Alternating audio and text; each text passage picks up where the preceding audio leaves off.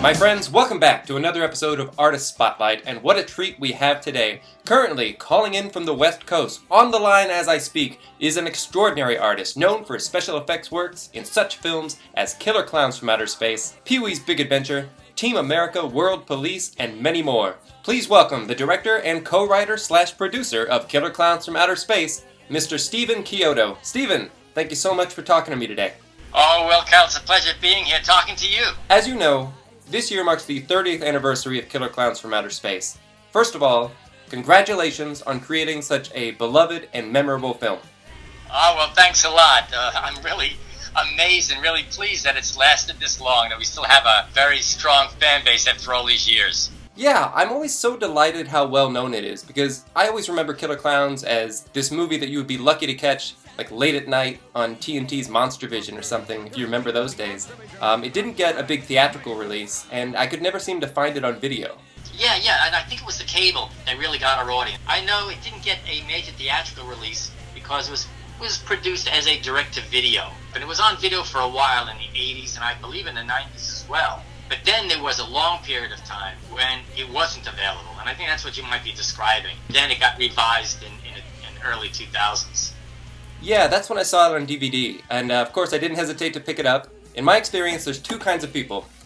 People who love Killer Klowns from Outer Space, and people who haven't seen it yet. I've definitely taken it upon myself to show it to everyone I know. Everybody always walks away happy. They go in skeptical sometimes, but it's such a unique kind of movie, and it really seems to stick with people, and has gained quite a following over the years, right? Oh, it has. It's been a recurring midnight movie or a cult favorite. What we've seen at conventions when we've talked to fans, they saw it when they were young, their parents showed it to them, and then they get married, and then they have kids, and they share it with their kids, and then their kids share it with their friends. So over the 30 years, it's kind of become a multi-generational type of film. In fact, some people have mentioned that it was the thing that bonded their father with them. That is the one thing they shared together. And that's kind of a cool thing. That's so great to hear. That kind of genuine and heartfelt praise means so much, doesn't it? Absolutely. We just set out to make a film that we enjoyed, something that we would love to see in the theater. And on that premise, we just built it on, a lot of the sci-fi films we loved from the 60s. Forbidden Planet, Invasion of the Body Snatchers. I know it's got some homages to The Blob in there as well. That's one of my favorite 50s monster movies. No, one of mine too. I just thought it was a classic structure of a sci-fi 50s monster movie. And I think it's a fun picture. I think it's not so scary that you can't share it with your kids and enjoy it together. Totally agree. The film does a really good job of balancing the silly and the scary. Even the death scenes are usually pretty lighthearted and fun. Yeah, we call it candy-coated kills. It's funny, but you're dead in the end anyway. Candy-coated kills, that is perfect. Well, for those who don't know, you run Chiodo Brothers Productions with your two brothers, Charlie and Edward, and I think it's amazing that all three of you grew up with this same passion for effects work. The first thing I want to know is, how did you guys get started? Well, interesting. I can trace back to the early days when I was 5 years old living in the Bronx in New York and seeing the original King Kong for the first time. It just struck me as being something really unique to everything else out there. And the fact that I lived in the city, when he walked down the city streets and destroyed that elevated train tracks, I had those elevated train tracks right down the block. So he was kind of rampaging through my territory. And it left an incredible mark on me. It just was a surrealistic image that was real in some ways and fantasy in another way. So it was monsters and dinosaurs that got me interested in pursuing those kinds of movies, and my older brother Charlie and I kind of played around with those ideas. We got a Super 8 camera and started making movies, and it was like a form of play. We'd have an idea, a story we wanted to tell, we'd make a bunch of props and go out into the woods and start shooting these epic adventures. And what made you guys ultimately decide to start your own company? Well, it's funny. If you go online and look up the Chiodo Brothers, The Beast from the Egg, it's something we did in the 60s. You can see we had the moniker, the Chiodo Brothers, even back then. I never wanted to start a company. We're not businessmen, we're really artists. But in order to do what we wanted to do over the years, we had to form some kind of a company in order to facilitate doing this. I know how that goes, my friend. I'm currently in the process of turning my craft into a pixel art shop here. But it seems like it's always the next logical step when it comes to being any kind of creative type. It's fundamental in getting your name out there and offering your services to people, right? Yeah. Having hobby is one thing. But turning it into an occupation is where you have to turn to the business side and create a company. Well, you have one of my favorite quotes regarding special effects in film. You said, No matter how real CGI looks, it's always fake. And no matter how fake stop motion may look, it's always real. And I completely agree that there's like an irreplaceable charm and satisfaction knowing that you're watching something tangible that was handcrafted with so much time and care put into it. What's it like to be a practical special effects artist in an industry that seems to sometimes over rely on CGI? Well, we had to go through quite a transition in the 90s when the computers were a brand new shiny toy. A lot of the work that we did in special effects kind of went away. But I know a lot of the young people now, they were brought up on the films in the 80s. Now they're becoming writers and producers and directors on their own right. And I think they're starting to create imagery that inspired them. There's definitely a resurgence in the technique now. And it seems to harken back to what you just described. I think audiences, they do sense a tangible reality to stop motion that they're not getting from CG. I mean, CG is really great, it does wonderful things, but it's not the answer to everything. Yeah, when everything is CG, it sort of becomes less impressive over time, doesn't it? It's hard to get blown away when you know everything was just made on a computer. That's a big reason I like to bring my pixel art to life in perler beads. I like designing the patterns digitally, it's fun, but it's not really as satisfying as being able to physically hold and feel the weight of my project. I agree. I mean, working on a computer is cool, but a keyboard is a rather sterile environment. Artists invariably love to get their hands dirty. They like to work with physical objects. They like to push and pull clay and paint and get that visceral feeling of the material. And I think artists are moving back towards that as a creative expression. So although CG is a very powerful creative tool, it's being now used in conjunction with more traditional effects, such as creating a puppet or a makeup or something real, and then just augmenting it and compositing it into a film using computers. So I think it's really the best of both worlds. Speaking of puppets, I know you also worked on what was without a doubt the largest puppet action movie ever made, Team America World Police, one of my favorite comedies of all time, by the way. How did a project of that scale stack up against the kind of stuff you usually do? To this day, it is the most difficult project I've ever worked on. It was great to do, but I think we realized why they don't make a lot of marionette movies. That's for sure.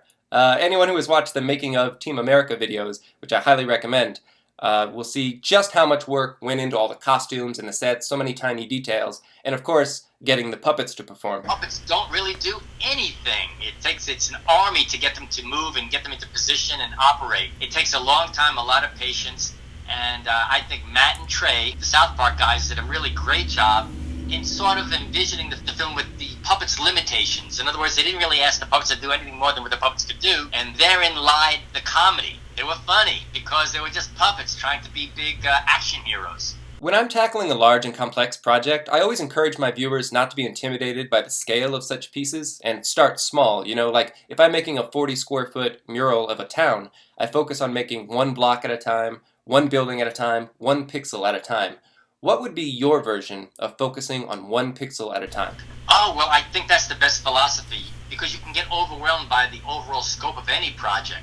And it's the way I would approach a stop-motion show. When you think about a shot that has, let's say, 500, 600 frames, it's intimidating to think you're going to be sitting there for 10 to 12 hours animating something. But what you do is you just take it in blocks. You work the first portion, and you just work the sequence out in segments, one frame at a time. And then, by the end of 10 hours, which goes pretty fast when you're animating, you're in this new zone, a different time zone. You're just like you working on one pixel at a time. It's the same thing. I know exactly what you mean. I spent a lot of time in that zone too, just in a different medium. Yeah, it's the same place we all visit, but through different materials. Something that Team America has in common with Killer Klowns from Outer Space, at least in my mind, it's really surprising how little merchandise there is for these movies, especially Killer Klowns, with all the colorful characters and props. It just seems to be begging for a toy line, Oh, yeah. Well, it had been some independent toys, a lot of t-shirts and some Halloween masks. But the nature of the film, the way it was produced, it really was a vehicle to go direct to video. Fair enough. I'd love to see more merchandise someday. Whenever I imagine something like a Killer Klowns video game, I always think of it in like a retro 8-bit aesthetic. That's just my pixelated mindset. Well, when I did see your work, I really liked it. I thought it was reminiscent of the old 8-bit type art in games that we used to see 80s and 90s. And I'm thinking, if the clowns did have some kind of a visual communication device, I bet you it would be 8-bit. like your imagery, so I can see that as being on Killer Klowns video monitors in their spaceship. Oh, that's awesome. Yeah, it's a shame that something like that didn't come out at the time. I feel like it would have been a big hit. Original company never had any concept of creating a franchise or merchandising anything. Since that day, we've been actively working on getting a sequel going. Right, and that actually leads into my next question. What is going on with the sequel? I know it's been in development for a long time. Yeah, it has been, and it's been up and down, become really close, and then things break apart and fall away, and there's been really renewed interest in the property, and I think in part based on the success of It, the new motion picture. It made so much money that I think people are looking for another clown movie, so all I can say is that we are actively working on it, and hopefully something will happen within the next 2 years. Well, I would be first in line, and since there's no better time to bring back 80s franchises, and everyone's trying to create their own cinematic universes, Stephen, I have 4 words for you. Killer Klowns versus Gremlins. Think about it. No, that's a good one. Although a favorite of ours is Killer Klowns versus Godzilla. Hey, that works too. All right, and with that, we've entered the final part of the interview where I'm going to nerd out and ask you some questions I've personally always wondered about Killer Klowns. Are you ready? Oh, sure, shoot. Okay, here's one for you. At the end of the movie, the clown's ship explodes, presumably destroying them. But, Stephen, what happened to all those baby clowns that grew from the popcorn in Debbie's bathroom? Therein lies the big questions that only a sequel will be. Okay, it's going to be top secret then. Yeah, well, you know, I could just say, what do you think happens if you were to eat the popcorn?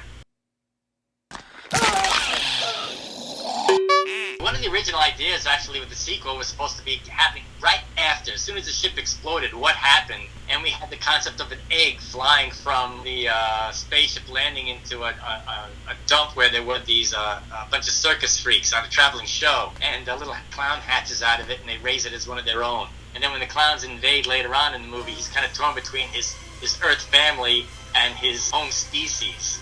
It's a heart-rendering story. That is more touching than it has any business being. Okay, here's one more for you. Do you happen to remember in the 1996 blockbuster Independence Day, there's a scene where the alien manipulates the Brent Spiner scientist character to communicate with the humans? To me, this bears a striking resemblance to Jumbo the Clown performing his ventriloquist routine with Officer Mooney at the police station. Would you say Independence Day probably ripped off Killer Klowns? Or Independence Day definitely ripped off Killer Klowns? Well, I would say, in my opinion, they definitely were inspired by our film. It's just like we did with a lot of the sci-fi that we enjoyed. We reinterpreted it under the worldview of Killer Klowns, like we did with the Blob. So, if anything, it's an homage, and I just applaud it. I think reinterpreting things is a cool form of compliment. Yeah, I always describe my pop art pieces as paying tribute to things that I love. As artists, I guess sometimes we really can't help but have our work inspired by everything that came before us. Everything is. As artists, we just reinterpret things that we were exposed to.